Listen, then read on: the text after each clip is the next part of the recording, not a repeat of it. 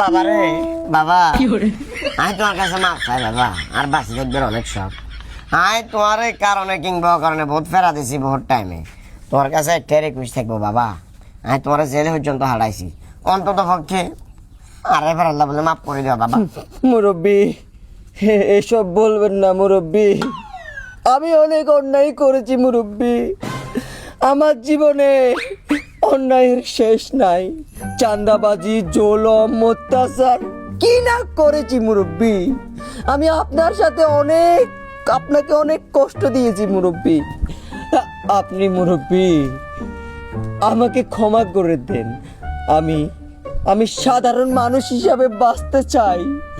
আমি 8-10 জন মানুষের মতো সাধারণ থাকতে চাই। বাবা হয়েছে, আপনি আমাকে ক্ষমা করে দেন। রাখো না, তুমি যেভাবে প্রথমে দিক থাকো না, এভাবে করে আসছো না।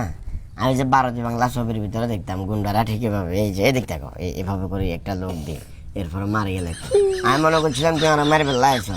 যাক, তুমি আমার কাছে মাপ চাবে লাগছো, অনেক খুশি। আসলে বর্তমান সময়ে ভালো মানুষের মূল্য নাই।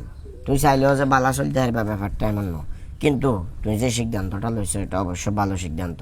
এই যে এলাকার ভিতরে কত মানুষ কত খারাপ কাম করে, কিন্তু ওই খারাপের ভিডিও তুই একটা সিদ্ধান্ত লইছো, তুই আর চান্দাবাজি করতে নাও, মানুষের জ্বালাই জানো, এর থেকে বড় আর কি আছে বলো? এটাই তো মনুষ্যত্ব, এটাই তো সবার মনুষ্যত্ব বোধের ভিতরে পড়া উচিত। কারণ সারা জীবন তো আমরা এই দুনিয়াতে কেউই বাঁচি থাকতেন না, আজ না হয় কাল একটা পর্যায়ে আসে দুনিয়ার মায়া ত্যাগ করতে হইব। আল্লাহ তোমার হায়াত দেও।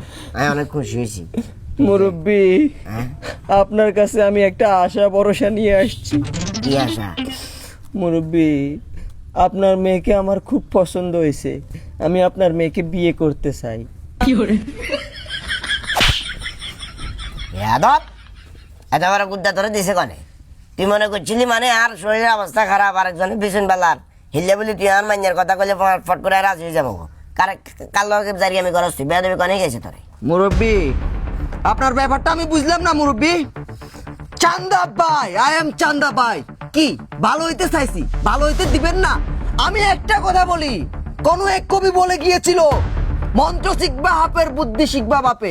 তার থেকেও বড় কথা সেলিম ভাই, আমি আপনাকে ক্লিয়ার করে বলি, আমাকে আরো এক কবি বলেছিল, অস্ত্র জমা দিয়েছি কিন্তু ট্রেডিং জমা দিই নাই।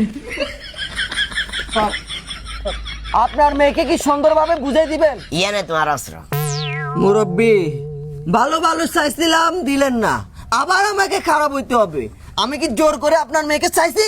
বলেন চাইছি? তোমার আমি বলি, তুমি খারাপ হইতে হইলে তোমাকে আগে আর একটা পিস্তল কিনতে হবে।